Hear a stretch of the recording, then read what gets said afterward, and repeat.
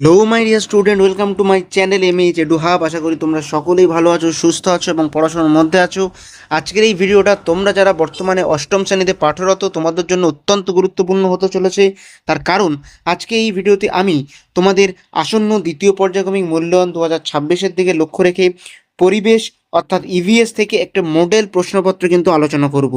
এই প্রশ্নপত্র একেবারে প্রত্যেকটা প্রশ্নর একেবারে এসএকিউ এমসিকিউ থেকে শুরু করে বড় প্রশ্নের উত্তরও সাথে সাথে কিন্তু আজকে আমি আলোচনা করব। তাই ভিডিওটা প্রথম থেকে শুরু করে শেষ পর্যন্ত অবশ্যই একটু স্কিপ না করে দেখতে থাকবে, কারণ এরকমই একটা প্রশ্ন তোমরা কিন্তু আসন্ন দ্বিতীয় পর্যায়ক্রমিক মূল্যায়নে দেখতে পাবে। তাই আর দেরি করবো না, একেবারে ভিডিওর মূল পর্বে চলে যাবো এবং একে একে প্রত্যেকটা প্রশ্ন দেখে নেবো।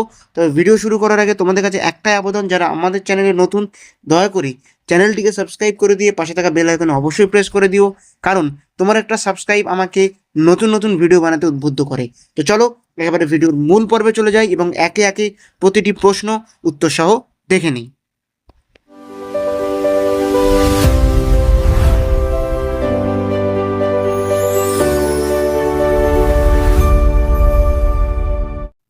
তো দেখতে পাচ্ছ একেবারে প্রশ্নের পেজে আমরা চলে এসেছি। দ্বিতীয় পর্যায়ক্রমিক মূল্যায়ন 2026, শ্রেণী অষ্টম, বিষয় পরিবেশ ও বিজ্ঞান। প্রথমে তোমাদের কেমন প্রশ্ন থাকবে? প্রথমে তোমাদের বন্ধনীর মধ্য থেকে সঠিক উত্তরটি লেখো, অর্থাৎ তোমাদের এমসিকিউ দেওয়া থাকবে। আমি এখানে অপশান দেইনি, আমি সরাসরি প্রশ্নের সঙ্গে উত্তরগুলো দিয়ে দিয়েছি। তোমরা উত্তর এবং প্রশ্নগুলো ভালোভাবে দেখে নাও। তাহলে প্রথমে তোমাদের 7টি কিন্তু এমসিকিউ দেওয়া থাকবে। তো চলো একে একে প্রত্যেকটা প্রশ্ন আমরা এবার দেখে নিই। প্রথম প্রশ্নটি কী আছে? টর্চের আলো জ্বালাতে ড্যাশ ব্যবহার করা হয়। উত্তর হবে কি? উত্তর হবে ড্রাই সেল ব্যবহার করা হয়। এবার চলে যাচ্ছি ক্ষয়ের দিকে প্রশ্ন। হিম মিশ্র হলো ড্যাশ। উত্তর হবে বরফ ও নুনের মিশ্রণ। এবার চলে যাচ্ছি গয়ের দাগে, একটি খারিফ ফসলের উদাহরণ দাও। উত্তর হবে ভুট্টা। এবার চলে যাচ্ছি ঘয়ের দাগে, খাবার সোডার সংকেত কি? উত্তর হবে NaHCO3। এরপর আমরা চলে যাব একেবারে উঁয়ার দাগে প্রশ্ন। উঁয়ার দাগের প্রশ্নে কি আছে? তড়িৎ বিশ্লেষ্য পদার্থ নয়। উত্তর হবে চিনি। এবার চলে যাচ্ছি চয়ের দাগে।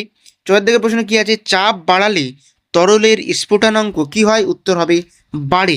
এবার চলে যাচ্ছি ছয়ের দাগে প্রশ্নে। কৃত্রিম পদ্ধতিতে মাছের ডিম পোনার ক্ষেত্রে যে গ্রন্থির নিঃসৃত হরমোন ব্যবহার করা হয়, উত্তর হবে পিটুইটারি গ্রন্থি। এবার চলে যাচ্ছি শূন্যস্থান পূরণ, অর্থাৎ এখানেই এমসিকিউ তোমাদের 7টা শেষ হলো। এরপরে তোমাদের যেটা থাকবে সেটা হলো শূন্যস্থান পূরণ। শূন্যস্থান পূরণ তোমাদের কটা থাকবে? 7টা দেওয়া থাকবে। তো চলো শূন্যস্থান পূরণগুলো উত্তর সহ আমরা দেখে নিই। প্রথম প্রশ্ন 2-এর কয়ে কি আছে? কাটা আপেলে ড্যাশ দাগ দেখা যায়। উত্তর হবে বাদামি দাগ দেখা যায়। চলে যাচ্ছি ক্ষয়ের দাগে।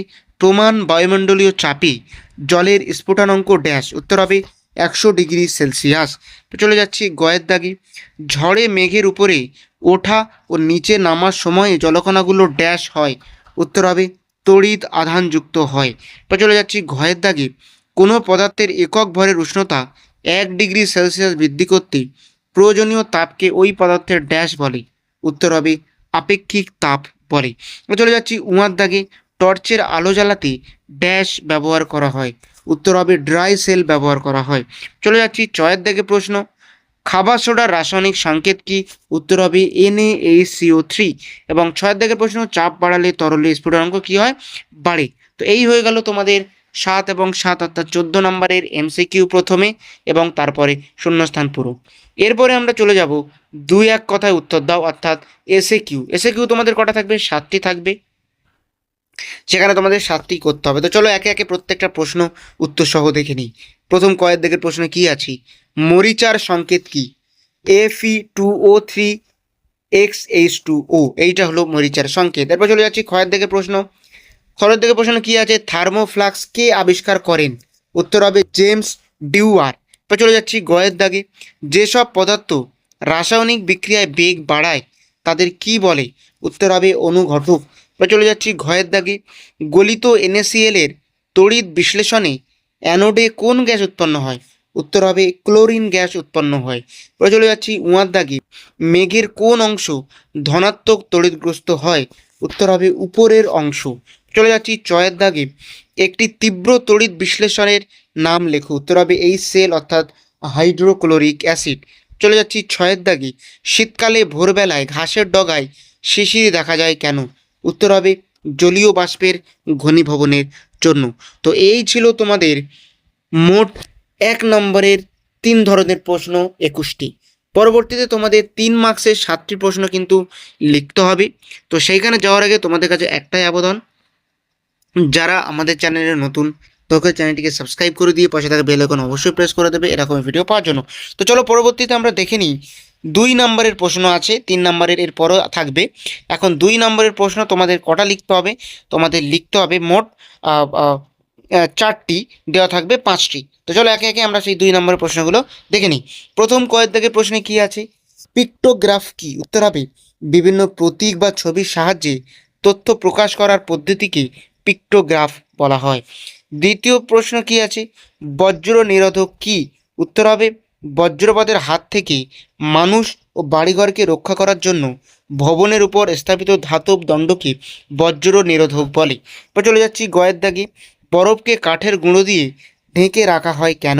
উত্তর হবে কাঠের গুঁড়ো তাপের কুপরিবাহী, তাই এটি বাইরের তাপকে বরফে পৌঁছাতে বাধা দেয় এবং বরফ দ্রুত গলে যায় না।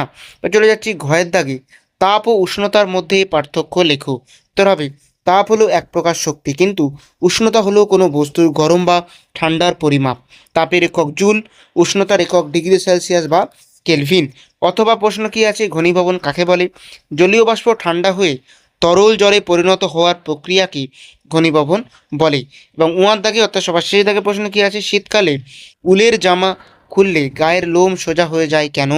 উত্তর হবে উলের জামা খুললে ঘর্ষণের ফলে স্থির তড়িৎ উৎপন্ন হয়, এই তড়িতের কারণে গায়ের লোম সোজা হয়ে যায়। তো এই ছিল তোমাদের 2 নম্বরের 4টি প্রশ্ন।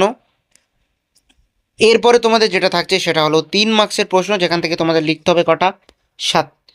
7টা লিখতে হবে। তো এই 3 মার্কসের প্রশ্নের উত্তরও আমি তোমাদের জন্য করে দিয়েছি, যেটা আমি আলোচনা করব। তো এখনও পর্যন্ত যদি ভিডিওটা ভালো লাগে একটা লাইক অবশ্যই করো, এবং কে কোথা থেকে ভিডিওটা দেখছো অবশ্যই কমেন্ট করে জানাবে। তো চলো প্রত্যেকটা প্রশ্ন উত্তর এবার আমরা দেখে নিই। প্রথম প্রশ্ন কি আছে? তড়িৎ লেপন কাকে বলে? এর উদ্দেশ্য কি? উত্তর হবে তড়িৎ বিশ্লেষণের সাহায্যে একটি ধাতুর উপর অন্য ধাতুর পাতলা প্রলেপ দেওয়ার প্রক্রিয়াকে তড়িৎ লেপন বলে। উদ্দেশ্য মরিচা পড়া রোধ করা, 2 ধাতুরকে চকচক ও সুন্দর করা, 3 ধাতুর স্থায়িত্ব বৃদ্ধি করা। তো চলে যাচ্ছি ক্ষয়ের দাগে, জৈব সার কেন অজৈব সারের থেকে ভালো? উত্তর হবে জৈব সার মাটির উর্বরতা বৃদ্ধি করে, 2 মাটির গঠন ও জলধারণ ক্ষমতা উন্নত করে, 3 পরিবেশ দূষণ কমায়, এবং 4 উপকারী অণুজীবের বৃদ্ধি ঘটায়। তো চলে যাচ্ছি আমরা গয়ের দাগে প্রশ্ন, জারণের সংজ্ঞা দাও, একটি বিজারক দ্রব্যের নাম লেখো। উত্তর হবে কোনো পদার্থের সঙ্গে অক্সিজেনের সংযোগ বা হাইড্রোজেনের বিয়োজনকে জারণ বলে। একটি বিজারক দ্রব্য হলো হাইড্রোজেন। এরপরে চলে যাচ্ছি আমরা ঘয়ের দাগে, তড়িৎ বিশ্লেষণ কাকে বলে? জলের তড়িৎ বিশ্লেষণে জলের সামান্য অ্যাসিড মেশা হয় কেন? উত্তর হবে তড়িৎ প্রবাহের সাহায্যে কোনো যৌগকে ভেঙে নতুন পদার্থে পরিণত করার প্রক্রিয়াকে তড়িৎ বিশ্লেষণ বলে।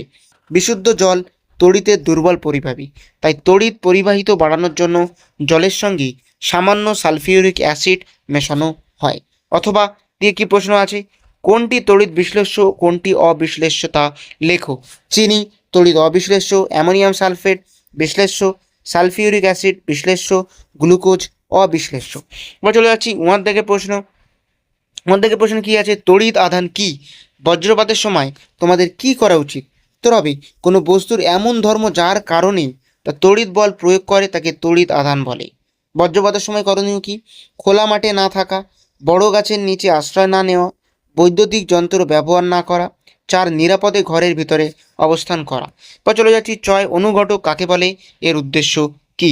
যে পদার্থ নিজে স্থায়ীভাবে পরিবর্তিত না হয়ে রাসায়নিক বিক্রিয়ার গতি বাড়ায় বা কমায় তাকে অনুঘটক বলে।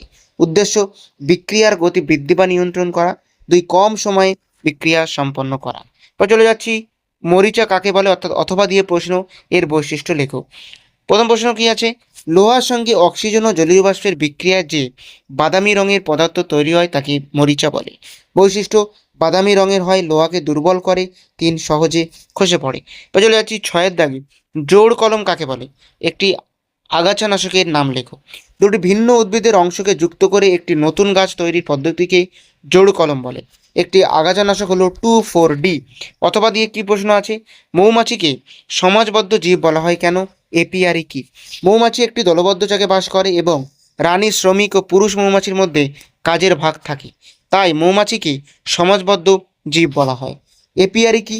মৌমাছি পালন ও মধু উৎপাদনের জন্য যখন মৌচাক রাখা হয় সেই স্থানকে এপিয়ারি বলা হয়। তো এই ছিল আজকে তোমাদের সম্পূর্ণ 50 মার্কসের পরিবেশ ও বিজ্ঞান থেকে উত্তরসহ প্রশ্নপত্র। আশা করছি পশ্চিমবঙ্গের যেই স্কুল থেকে তোমরা পরীক্ষা দাও না কেন, এর মধ্য থেকেই তোমরা অবশ্যই কমন পাবে এবং এরকমই একটা প্রশ্ন কিন্তু তোমরা দেখতে পাবে।